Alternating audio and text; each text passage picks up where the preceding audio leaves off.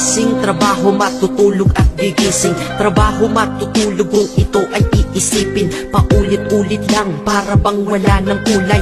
Palaging ganito, ano ang punto ng iyong buhay? Sa sweldo, babayad, sa sweldo, babayad.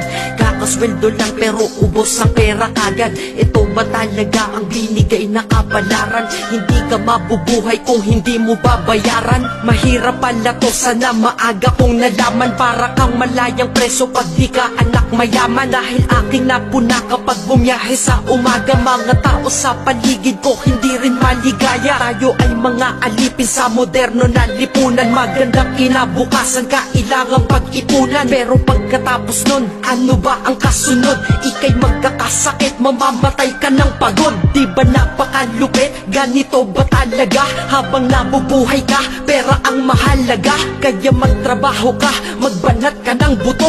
Yan ang